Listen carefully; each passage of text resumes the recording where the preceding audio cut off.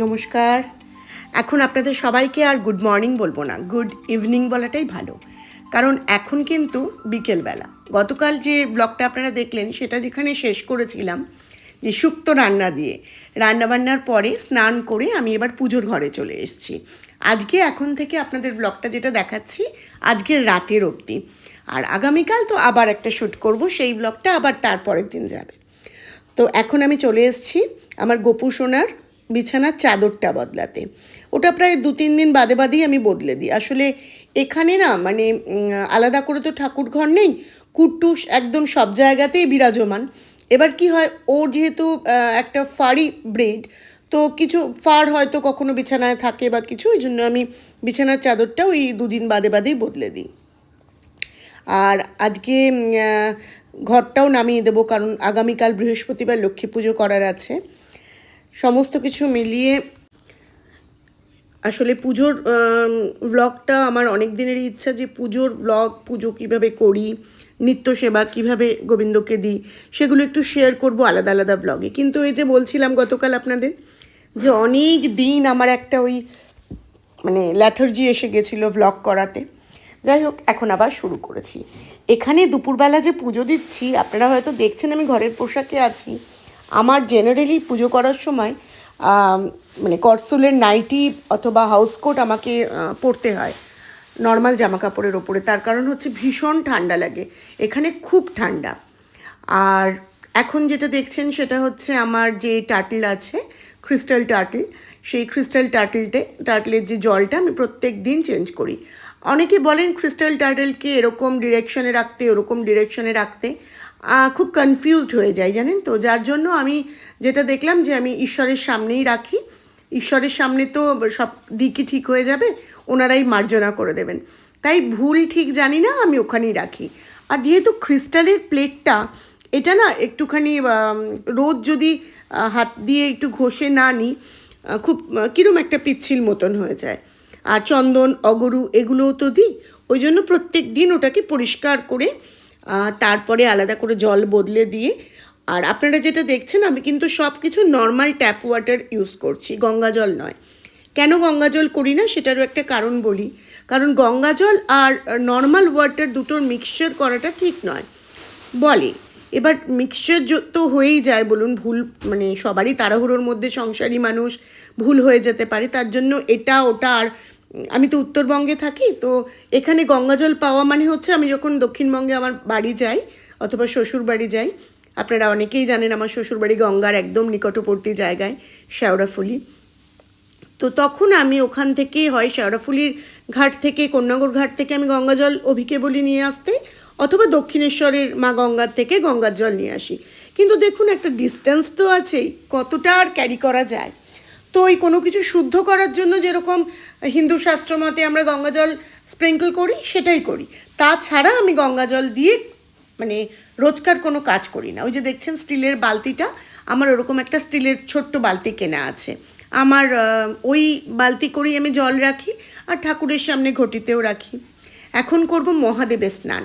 আসলে কি হয়, মহাদেবকে এটা আমি সায়েন্টিফিক ব্যাখ্যাটাই দিই। আমরা জানি যে দই দিয়ে, ঘি, মধু দিয়ে মহাদেব স্নান করাতে হয়। আমি আমুলের একটা আমুল মাস্তির ছোটো ওই 10 টাকার দইও কিনে এনেছি।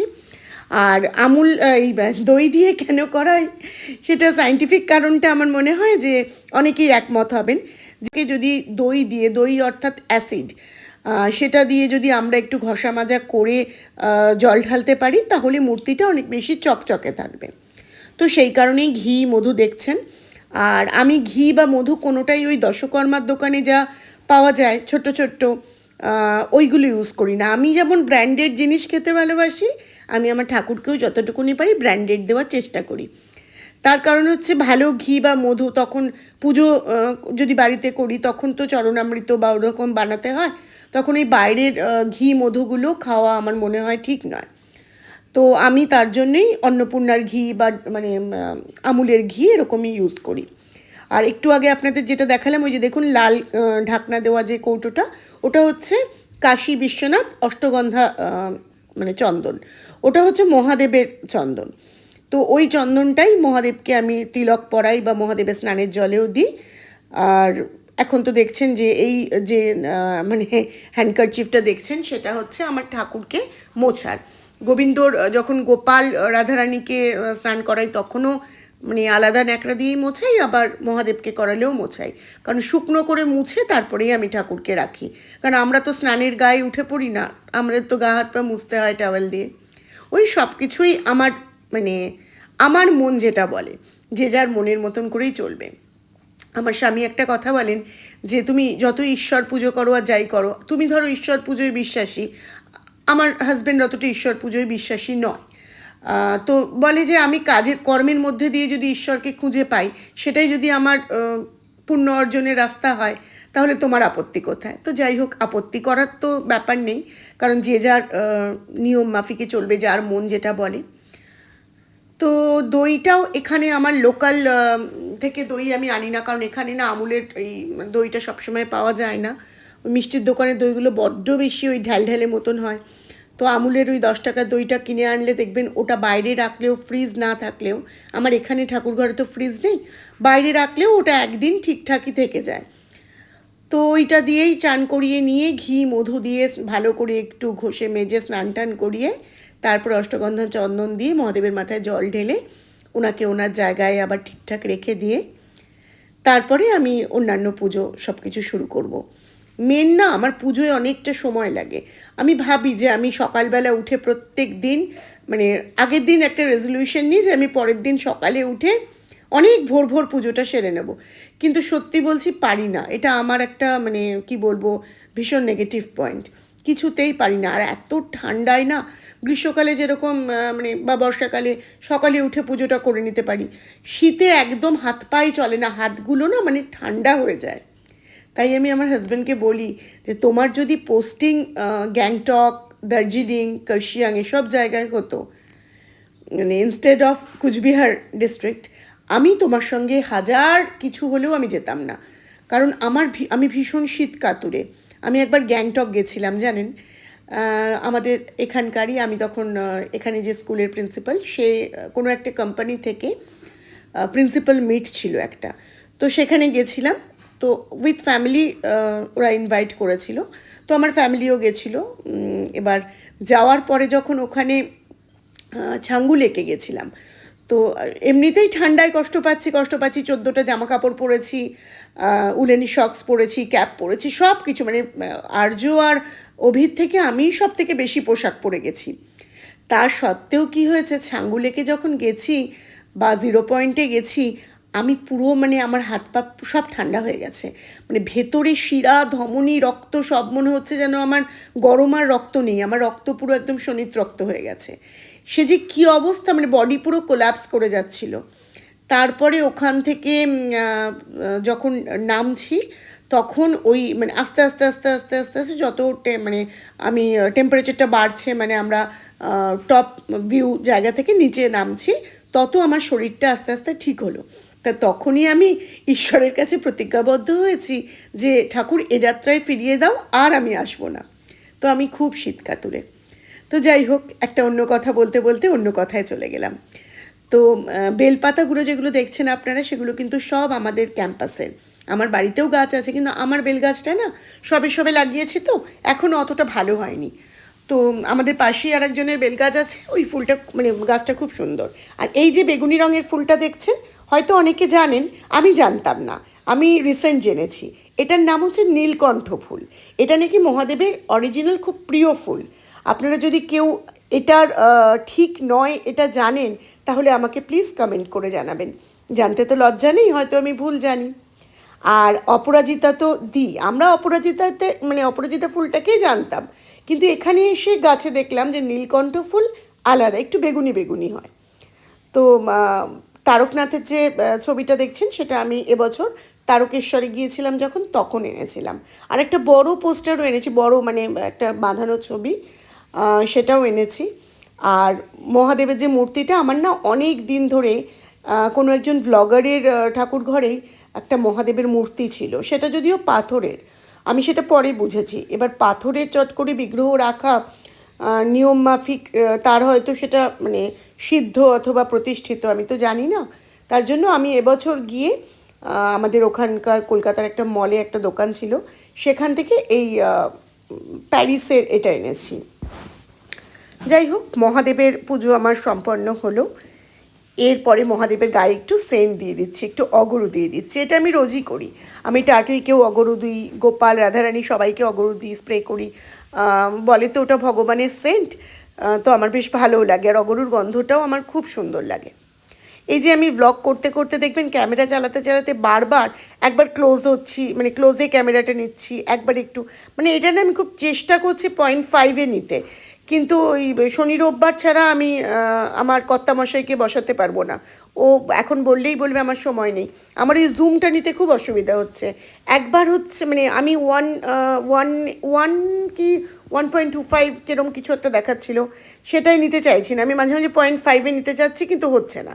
ওই জন্যই বারবার চেষ্টা করছি। ইনি আমার গোবিন্দ, মানে আমার কৃষ্ণ ভগবান। আমি মানে এবছরই পুজোর আগে আমি রাধা গোবিন্দ স্থাপন করেছি। তো ওনার পায়েও ফুল মানে আমি দিচ্ছি, সমর্পণ করছি। রাধারানীকেও মানে ওনারা কিন্তু খুব সুন্দর দেখতে, জানেন তো। ওনাদের যখন অঙ্গরাগ করাই, সুন্দর করে যখন আমি করাই, নিজের মনটা যে কি ভরে ওঠে। আর আজকে বুধবার, আজকে স্পেশালি গণেশ ঠাকুরকে, মানে আমার গণপতি বাপ্পাকেও দুর্বা আর জবা দিই আমি। অন্যান্য দিনও দিই, কিন্তু অবশ্যই বুধবারটা দিই। আর এই যে ডান দিকে যে ঠাকুরটাকে আপনারা দেখলেন, উনি হচ্ছেন মহালক্ষ্মীজি। আমার মহালক্ষ্মীজি আছে 3 জনা।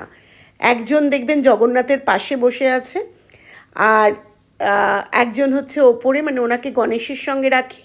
গণেশ মানে আমার বাঁ দিকে, আর মহালক্ষ্মীজি ডান দিকে থাকেন। আর একজন যিনি, তিনি হচ্ছেন আমার বিয়ের পরে যখন প্রথম আমি পুরী গেছিলাম আমার হাজব্যান্ডের সঙ্গে, আমাদের হানিমুনও পুরীতে।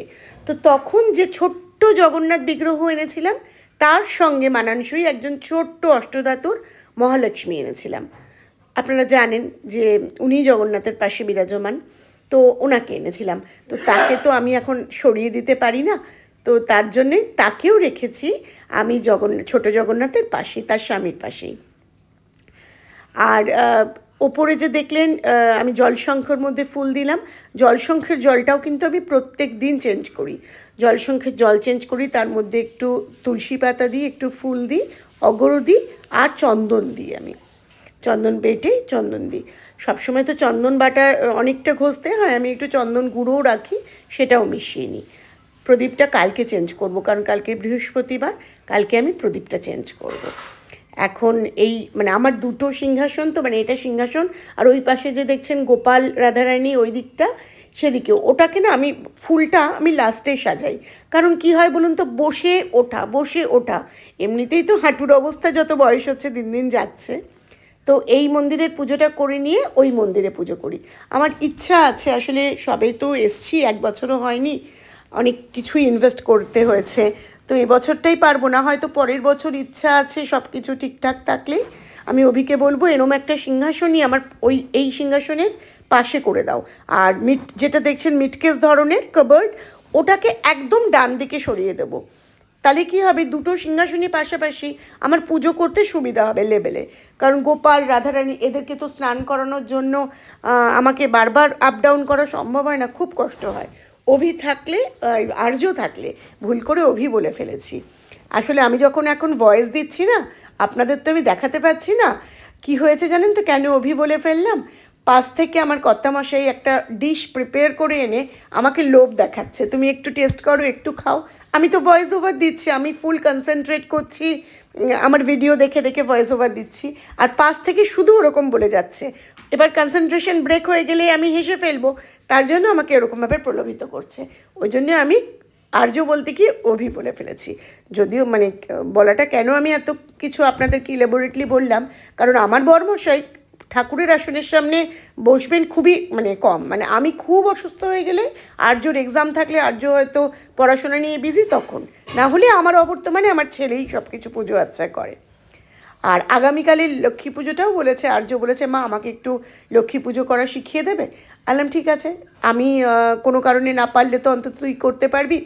বাড়িতে যখন লক্ষ্মী পাতা আছে, তখন তাকে ঘরটা না বদলাতে ভালো লাগে না। এই যে আমার মানে রাধাকৃষ্ণ, আমার গোপাল, বালরাধা আর আর একজন গোপাল, গলাটা খুব খুশখুশ করছে। এই যে জগন্নাথের কথা বললাম, এই জগন্নাথ আর মহালক্ষ্মী ওনারা ছোট্ট ছোট্ট দুজন। 2000 years later. তোমাদের একটা জিনিস দেখাই, আর্যর শোয়াটা একটু দেখাই। ও এত বড় হয়ে গেল, স্কুল থেকে এসে ক্লান্ত হয়ে খেয়ে দিয়ে ঘুমোচ্ছে দেখো। মানে কে বলবে যে আমার ছেলেটা এত বড় হয়ে গেছে। এদিকে মুখে একেবারে মানে মারিতং জগৎ, বুঝলে তো।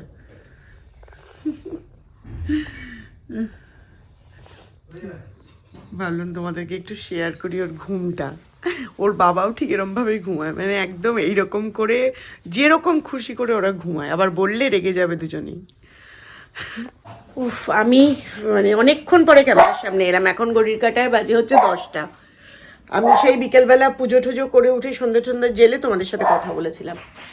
এখন গেছিলাম হচ্ছে, প্রথমে গেছিলাম মায়ের বাড়ি। মায়ের বাড়ির ওখানেই হচ্ছে আমার যে পার্লারের এক দিদির কাছে একটু করি ভুরু টুরু প্লাক, সেখানে গিয়ে আমি বললাম আমাকে একটু চুলটা খুব হেয়ার ফল হচ্ছে, আমাকে একটুখানি চুলটা নিচেটা ট্রিমিং করে দাও। তো একটুখানি ট্রিমিং করলাম আর আইব্রোটা করলাম। মুখটা মানে ভূতনির মতন লাগছিল। এসে দেখছি আর্যর অনলাইন ক্লাস চলছিল, বিছানাটি যেন এখনো আর্য তোলেনি। যাই হোক, আজকে একটু কাবাব বানানোর ইচ্ছা আছে। তো আমি তো ম্যারিনেট করেও রেখেছিলাম চিকেনটা, সেটা একটুখানি এবার করি, প্রসেস করি আর একটু চা করে দিই ওদিকে। যে কাবাবের ইয়েটা তোমার রংটা তো মোটামুটি ভালোই লাগছে, দেখি কি হয়, বানাবো এবার। এবার কিচেনে ঢুকলাম।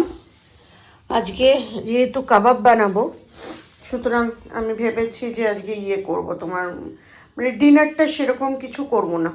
আমি না কিছুতে 0.5-এ করতে পারছি না, আমি জানি না কি করে হয়।